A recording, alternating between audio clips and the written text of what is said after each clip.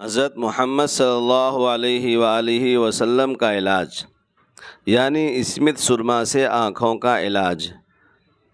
تمہارے سرموں میں سب سے بہترین سرما اسمت سرما ہے، جو آنکھوں کی روشنی کو بڑھاتا ہے اور پلکوں کے بال کو اگاتا ہے۔ السلام علیکم ورحمۃ اللہ تعالی وبرکاتہ۔ بسم اللہ الرحمن الرحیم۔ نمبر 1، اسلامی تاریخ 12 صفر المظفر۔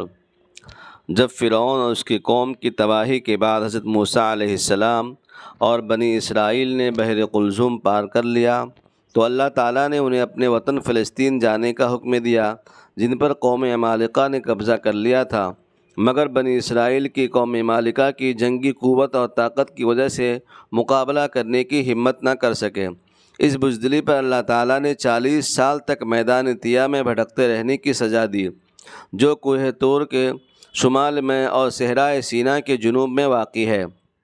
اللہ تعالیٰ نے اس جلیل القدر نبی کی برکت سے 12 قبیلوں کے لیے 12 چشمے جاری کر دیے، سخت گرمی سے بچنے کے لیے بادل کا سایہ اور کھانے کے لیے منّا سلویٰ نازل فرمایا، مگر بنی اسرائیل ناشکری کرنے لگے اور منّا سلویٰ جیسی نعمتوں کو چھوڑ کر ساگ سبزیوں کا مطالبہ کرنے لگے۔ پھر جب ان کے مطالبے پر حضرت موسیٰ علیہ السلام تورات لینے کوہ طور پر گئے تو ان لوگوں نے بچھڑے کو معبود بنا کر اس کی پوجا شروع کر دی۔ اس شرک و بت پرستی کی معافی اور توبہ کے لیے ایک دوسرے کو قتل کا حکم دیا، جس کے نتیجے میں 3000 یا 70,000 افراد قتل کیے گئے۔ غرض نافرمانیوں کی وجہ سے یہ قوم 40 سال تک ارض مقدس یعنی فلسطین میں داخل نہ ہو سکی۔ نمبر 2، حضور کا معجزہ۔ حضرت اسید بن حفیر اور عباد بن بشر اندھیری رات میں رسول اللہ کے پاس گھر جانے کے لیے نکلے تو رسول اللہ صلی اللہ علیہ وسلم کی برکت وہ دیکھتے ہیں کہ ان کے سامنے ایک روشنی ہے۔ جب وہ ایک دوسرے سے الگ ہوتے ہیں تو اس روشنی کے بھی 2 حصے ہو گئے اور دونوں صحیح سلامت اپنے اپنے گھر پہنچ گئے۔ نمبر 3، ایک فرض کے بارے میں رسول اللہ نے فرمایا، قسم ہے اس ذات کی جس کے قبضے میں میری جان ہے، تم پر ضروری اور لازم ہے کہ بھلائیوں کا حکم کرو اور برائیوں سے روکو، ورنہ قریب ہے اللہ تعالیٰ تمہارے گناہوں کے ساتھ تم پر عذاب بھیج دے اور اس وقت تم اللہ سے دعا مانگو تو قبول نہ ہو۔ نیکیوں کا حکم کرنا اور بری باتوں سے منع کرنا امت کے ہر فرد پر اپنی حیثیت اور طاقت کے مطابق ضروری ہے۔ نمبر 4، ایک سنت کے بارے میں ہر کامیابی کی دعا۔ دین اور دنیا کام کی درستگی کے لیے اس دعا کا اہتمام کرنا چاہیے۔ ربنا آتنا من لدنک رحمتا وہیئ لنا من امرنا رشدا۔ اے ہمارے پروردگار، اپنی جانب سے ہمیں رحمت سے نوازیے اور ہمارے کاموں میں اچھا پیدا کر دیجیے۔ نمبر 5، بازار جاتے وقت کی دعا۔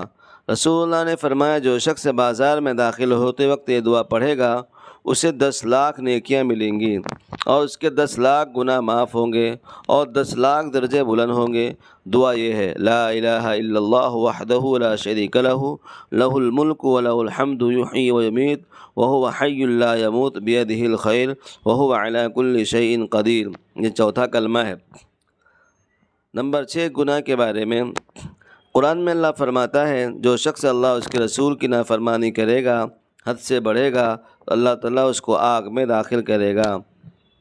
نمبر 7، دنیا کے بارے میں قرآن میں اللہ فرماتا ہے، دنیا کی زندگی سوائے کھیل کود کے کچھ بھی نہیں اور آخرت کا گھر متقیوں یعنی اللہ سے ڈرنے والوں کے لیے بہتر ہے۔